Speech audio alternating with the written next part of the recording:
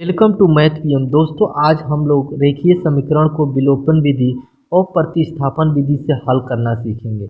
इसकी ज़रूरत हर एक चैप्टर में पड़ती है, तो इसको सीखना बहुत ज़रूरी है। तो आइए शुरुआत करते हैं। जैसा कि क्वेश्चन में कहा गया है कि विलोपन विधि और प्रतिस्थापन विधि से यक्स और वाई का मान ज्ञात कीजिए। पहले हम लोग क्या लगाते हैं? विलोपन विधि। पहले आप समझिए कि विलोपन विधि कहते किसको हैं या इसका विधि क्या है।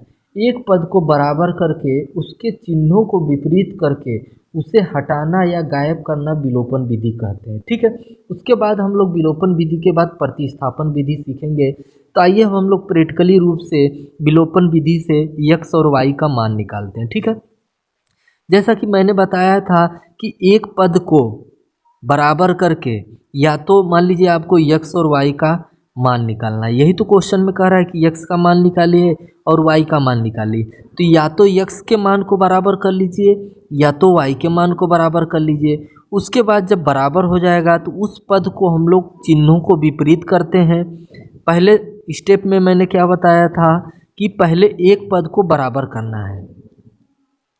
करना है, दूसरे स्टेप में मैंने बताया कि चिन्हों को विपरीत करना है, अब उसको गायब करना है। और तीसरे स्टेप में आपको यक्स या तो वाई का मान ज्ञात हो जाएगा। अगर आपको यक्स का मान ज्ञात करना है तो वाई को बराबर करना पड़ेगा, और वाई को मान ज्ञात करना है तो यक्स को बराबर करना पड़ेगा। ठीक है। तो हम क्या करते हैं कि सबसे पहले हम लोग यक्स का मान ज्ञात करते हैं। तो यक्स का मान ज्ञात करने के लिए हम लोग को वाई को बराबर करना पड़ेगा। तो y को बराबर करने के लिए जो y में मान है उसको नीचे वाले में गुणा करते हैं, और जो नीचे वाले में y का मान है ऊपर वाले में गुणा करते हैं। जैसे पहले मान लीजिए इसको हम लोग पहला समीकरण बोल देते हैं, इसको हम लोग दूसरा समीकरण बोल देते हैं। तो पहले समीकरण में y के मान क्या है? 4 है। तो इस 4 को हम लोग दूसरे समीकरण में सबसे गुणा करेंगे, और जो दूसरा समीकरण है उसमें y का मान है 2, उस 2 से हम लोग पहले समीकरण में सबसे गुणा करते हैं। तो आइए अब हम लोग गुणा करते हैं। तो पहले वाले में 4 है तो 4 से हम लोग दूसरे वाले समीकरण में गुणा करते हैं। तो 4 दूना कितना हो जाएगा? 8x। 4 दूना कितना हो जाएगा? 8y। और 4 से इसमें गुणा करेंगे तो 4 दूना 8 हो जाएगा। अब क्या करेंगे? दूसरे समीकरण में जो 2 है उसमें पहले समीकरण में गुणा करेंगे। तो 2 से इसमें गुणा करेंगे तो 2 तिया 6x, और 2 से इसमें करेंगे तो 2 चौके 8y। देखिए चिन्हों में कोई परिवर्तन मत करिएगा। अभी जहाँ पे माइनस है वहाँ पे माइनस रखेंगे, जहाँ पे प्लस है वहाँ पे हम लोग प्लस रखेंगे। ठीक। 2 से इसमें गुणा किए 10 में, तो 2 10 से कितना हो जाता है? 20 हो जाता है। ठीक है। इतना बात समझ में आया। अब क्या करेंगे? चिन्हों को विपरीत करेंगे। अब यहाँ पे आप पहले से ही चिन्ह विपरीत है तो विपरीत करने की कोई ज़रूरत नहीं है। अगर यहाँ पे प्लस प्लस होता तो हम लोग विपरीत करते, लेकिन माइनस प्लस है तो विपरीत करने की ज़रूरत नहीं है। तो 8y में से 8y गया तो कितना हो गया? 0 हो गया।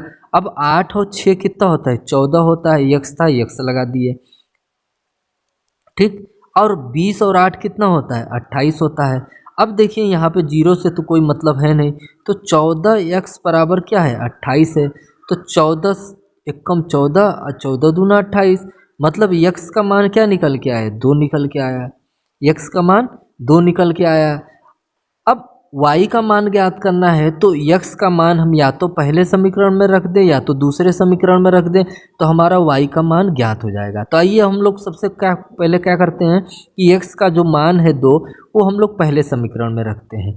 जैसे कि पहला समीकरण है 3x + 4y बराबर 10 है। अब यहाँ x का मान 2 है तो x की जगह हम लोग रखेंगे 2, अब 4y है तो 4y को ऐसे रखिए बराबर 10 हो गया। और 3 दूना कितना होता है? 6, 4y बराबर 10। अब 6 इधर प्लस में है तो उधर जाके क्या हो जाएगा? माइनस में हो जाएगा। यहाँ से हट गया तो 10 में से 6 गया, कितना बचा? 4 बता। इस 4 से ये 4 कट गया तो y का मान कितना निकल के आया? 1 निकल के आया, क्योंकि एक बार में कटेगा ना, तो y का मान 1 निकल के आया।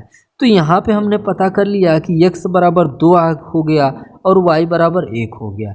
अभी हम लोग विलोपन विधि सीख रहे हैं। ठीक है, कि कैसे एक पद को गायब करके यक्स वाई का मान निकाला जाता है। तो यहाँ पे हमने फर्स्ट स्टेप में ये सीखा कि यक्स का मान निकालने के लिए मैंने वाई को बराबर किया। अब क्या करेंगे? सबसे पहले हम लोग वाई का मान ज्ञात करेंगे। ठीक है। अब वाई का मान ज्ञात करने के लिए हम लोग क्या करेंगे? यक्स का मान बराबर करेंगे। तो आइए हम लोग वैसा करते हैं। अब जैसा कि मैंने बताया है कि पहले आपको y का मान ज्ञात करना है, तो जब y को मान ज्ञात करना है तो x का मान हमको बराबर करना पड़ेगा। ठीक है, मैंने इसको पहला समीकरण माना था, इसको दूसरा समीकरण माना था। तो जब x का मान बराबर करना होगा तो जो पहले समीकरण में x के जगह मान रहेगा उसको हम लोग दूसरे समीकरण में सबसे गुणा करेंगे। ठीक है, और जो दूसरे समीकरण में x का मान होगा उसको हम लोग पहले समीकरण में सबसे गुणा करेंगे। तो आइए हम लोग करते हैं। तो पहले समीकरण में जो 3 है वो इन सब में गुणा करेंगे दूसरे वाले समीकरण में। तो 3 से इसको गुणा किए तो 3 दूना 6x, 3 दूना 6y और 3 दूना 6। और दूसरे समीकरण में जो x के बगल में मान है क्या 2, इस 2 को हम लोग पहले समीकरण में सबसे गुणा करेंगे। तो 2 तिहाई 6x प्लस 2 चौक 8y और 2 से गुणा करेंगे 10 में तो 2 10 से कितना हो जाएगा 20 हो जाएगा। ठीक है, अब पहला मैंने बताया था कि चर मतलब बराबर करना है तो हमने बराबर कर लिया। दूसरे स्टेप में मैंने क्या बताया था कि चिन्हों को आपको विपरीत करना है। तो देखिए यहाँ पे दोनों चिन्ह एक समान है तो चिन्ह को हम लोग विपरीत करेंगे। ठीक है, तो हम क्या करेंगे, या तो पहला समीकरण, ये दूसरा समीकरण था ना और ये पहला समीकरण, या तो पहला समीकरण में सबका चिन्ह बराबर कर लें बदल दें, या तो दूसरे समीकरण में सबका चिन्ह बदल दें। ठीक है, तो हम लोग कोई से भी समीकरण में आप चिन्ह विपरीत करेंगे आंसर आपका बराबर ही आएगा। तो हम क्या करते हैं कि दूसरे वाले समीकरण में सबका चिन्ह विपरीत कर देते हैं। मतलब अगर प्लस है तो माइनस कर दिया, और माइनस है तो प्लस कर दिया, और प्लस है तो माइनस कर दिया। इसी को हम लोग चिन्ह विपरीत करते हैं। ठीक है, अब 6x में से 6x गया तो कितना हो गया 0 हो गया। 8 और 6 कितना होता है 14y होता है। अब 20 में से 6 गया कितना बचा 14 बचा। इस 14 से इस 14 को काट लिए तो कितना आया y का मान, y का मान हमारा निकल के आया 1। अब जैसा कि हमको पता है कि y का मान 1 हो गया है तो x का मान ज्ञात करने के लिए y का जो मान है या तो समीकरण 1 में रख दीजिए या तो समीकरण 2 में रख दीजिए। पहले वाले में मैंने 1 में रख के बताया, अब क्या करेंगे हम 2 में रख के देखेंगे। ठीक है, तो 2 वाला जो समीकरण है 2x माइनस 2y बराबर क्या है 2 है। तो यहाँ पे y का मान 1 है तो y की जगह हम क्या रखेंगे 1 रखेंगे, गुणे 1 बराबर 2। अब 2 एक कम क्या हो जाएगा 2 हो जाएगा बराबर 2। अब माइनस 2 उधर जाएगा तो क्या हो जाएगा प्लस 2 हो जाएगा, ये कट गया। और 2 2 कितना होता है 4 होता है। यहाँ पे 2x था तो 2 एक कम 2 और 2 दूना 4, तो x का मान निकल के कितना आया 2 निकल के आया। ठीक है, यहाँ पे x का मान 2 हो गया। अब यहाँ पे हमको पता हो गया कि x बराबर 2 y बराबर 1। तो ये था हम लोग का विलोपन विधि। अब हम लोग सीखेंगे प्रतिस्थापन विधि से कैसे x और y का मान निकालते हैं। अब सबसे पहले जानते हैं कि प्रतिस्थापन विधि कैसी विधि है। जैसे कि किसी समीकरण में एक पद का मान दूसरे समीकरण में उसी पद की जगह रखना ही प्रतिस्थापन विधि कहलाता है। प्रतिस्थापन का मतलब क्या होता है, प्रति मतलब उसी स्थान को उसी स्थान पे रख देना ही प्रतिस्थापन विधि कहलाता है। जैसे कि ये समीकरण है, ये पहला समीकरण इसको मान लेते हैं और इसको दूसरा समीकरण मान लेते हैं। अब जैसा कि हमको पता है कि x और y का मान हमको ज्ञात करना है। ठीक है, कि x का मान क्या होता है और y का मान ज्ञात क्या होता है। ठीक है, तो अगर आपको x का मान सबसे पहले ज्ञात करना है तो x का जो मान है इस x की जगह रखेंगे तो हमारा x का मान ज्ञात हो जाएगा। ठीक है, मतलब x का मान इस x की जगह रखेंगे तो हमारा y का मान ज्ञात हो जाएगा। अगर y का मान मतलब y का मान ज्ञात करना है तो इस y का मान इस y के मान की जगह रखेंगे तो हमारा x का मान ज्ञात हो जाएगा। मतलब जिसका मान आप दूसरे में रखेंगे उसका मान नहीं दूसरे वाले चर का मान ज्ञात हो जाएगा। मतलब अगर x का मान रखेंगे तो y का मान ज्ञात हो जाएगा, अगर y का मान इसमें रखेंगे तो x का मान ज्ञात हो जाएगा। तो सबसे पहले हम लोग क्या करते हैं कि x का मान दूसरे वाले समीकरण में रखते हैं और y का मान ज्ञात करते हैं। ठीक है, अब x का मान ज्ञात करने के लिए x को एक तरफ करेंगे, बाकी सब संख्याओं को एक तरफ करेंगे। 3x प्लस 4y बराबर 10 है। तो हम क्या करेंगे माइनस 4y को उधर करेंगे, यहाँ पे प्लस है उधर जाके क्या हो जाएगा माइनस हो जाएगा 4y। ठीक है, अब यहाँ पे 3 जो है गुणे में है x के साथ तो उधर जाएगा तो क्या हो जाएगा भाग में हो जाएगा। ये हमारा x का मान आ जाएगा।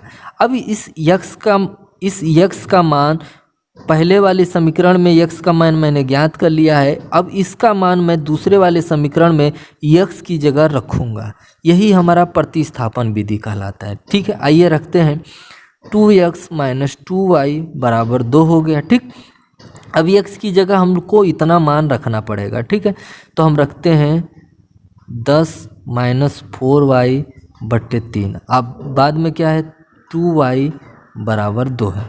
अब इसी को हम लोग मान ज्ञात करेंगे, वही हमारा जो आएगा वही हमारा y का मान हो जाएगा। ठीक है, आइए ज्ञात करते हैं। अब 2 से इसमें गुणा करेंगे, 2 10 से 20 हो जाएगा, मतलब एक बार इससे गुणा एक बार इससे गुणा, और 2 चौके 8y हो जाएगा। और 3 से कहाँ करेंगे, इसमें करेंगे, तो 3 दूना 6y हो जाएगा। ठीक है, और 3 नीचे है तो इधर जाके गुणा होगा, 3 दूना 6 हो जाएगा। ठीक, अब गिनती गिनती एक तरफ, एक्स वाई का मान एक तरफ, तो एक्स तो है नहीं तो वाई का मान एक तरफ करते हैं।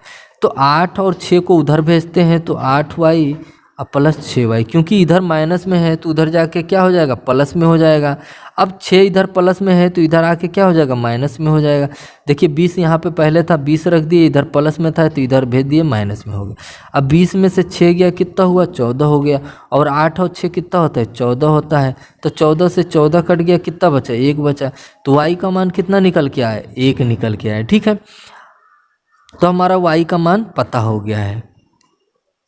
अब हम लोग क्या करेंगे कि y का जो मान है या तो समीकरण 1 में रख देंगे या तो समीकरण 2 में रख देंगे, तो हमारा x का मान पता चल जाएगा। तो आइए हम y का मान समीकरण 1 में रखते हैं, 3x प्लस 4y बराबर 10। तो 3x, y की जगह हमको क्या रखना है, 1 रखना है, क्योंकि y का मान 1 है, बराबर 10 है। तो 4 एक कम क्या हो जाएगा, 4 हो जाएगा, इधर जाएगा तो माइनस हो जाएगा क्योंकि इधर प्लस है। तो 10 में से 4 गया, कितना हुआ, 6 हुआ। अब 3 एक कम 3, 3 दूना 6, मतलब x का मान कितना निकला, 2 निकला। तो यहाँ पे x का मान कितना निकल के आया, 2 निकल के आया। तो इस तरह प्रतिस्थापन विधि से हम लोगों ने x और y का मान ज्ञात कर लिया। ठीक है, अब इसमें हम लोग क्या करेंगे, पहले हमने y का प्रतिस्थापन विधि से मान निकाला था, अब हम लोग क्या करेंगे कि x का प्रतिस्थापन विधि से सबसे पहले x का मान निकालेंगे। अब जैसे क्वेश्चन हमारा वही है, ये हमारा क्या माने थे, पहला समीकरण माने थे, ये दूसरा समीकरण माने। तो उसमें हमने क्या किया था, x का मान रखा था। अब हम लोग क्या करेंगे, y का मान रखेंगे। ठीक है, अब y का मान रखते हैं, तो आइए पहले y का मान निकालते हैं, 3x प्लस 4y बराबर 10। ठीक है, तो अब क्या करेंगे, 4y को यहीं पे रुकेंगे, 3x को उधर ले जाएंगे, 10। अब 3x उधर जाएगा तो माइनस 3x हो जाएगा। अब यहाँ पे 4 जो है गुणे में है तो उधर जाके क्या हो जाएगा, भाग में हो जाएगा। ठीक है, तो हमारा y का मान निकला ये।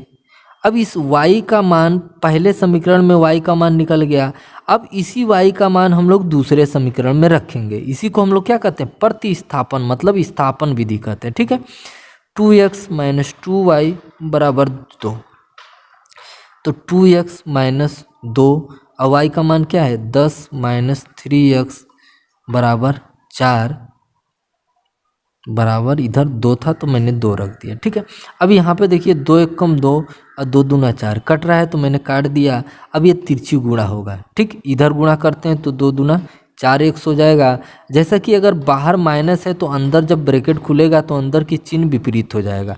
तो 10, ये माइनस था तो ये हो जाएगा प्लस, और ये 2 नीचे है तो इधर आके गुणा हो जाएगा, तो 2 दूना 4 हो गया।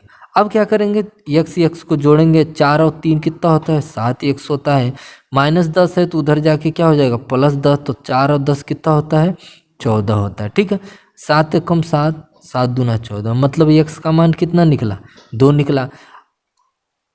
तो x का मान हमारा 2 निकल गया। अब क्या करेंगे, इस x के मान को हम लोग या तो पहले समीकरण में रख दें या तो दूसरे समीकरण में रख दें, तो हमारा y का मान पता हो जाएगा। तो आइए हम लोग दूसरे समीकरण में रखते हैं। तो x का मान जैसे 2x दिया है तो x की जगह हम लोग क्या रखेंगे, 2 रखेंगे, मैंने 2 रख दिया, माइनस 2y बराबर 2। ठीक, तो 2 दूना कितना हो जाएगा, 4, 2y बराबर 2। अब 2y को उधर ले जाइए, प्लस 2y हो जाएगा, ये 2 इधर लाएंगे तो माइनस 2 हो जाएगा। पहले से 4 दिया था, 4 मैंने रख दिया। अब 4 में से 2 जाएगा, कितना बचेगा 2। इस 2 से ये 2 कट गया, बचा कितना 1। तो x का मान y का मान कितना निकल गया 1 निकल गया। तो इस तरह हमने प्रतिस्थापन विधि से भी ये x और y का मान ज्ञात कर लिया। ठीक है, तो अगर वीडियो आपको थोड़ा सा भी अच्छा लगा हो तो वीडियो को लाइक और चैनल को सब्सक्राइब जरूर करिएगा। भागिए मत, पहले सब्सक्राइब और लाइक ज़रूर करके जाइए। तो आइए अब इसके जस्ट बाद हम लोग एक मज़ेदार वीडियो में मिलते हैं।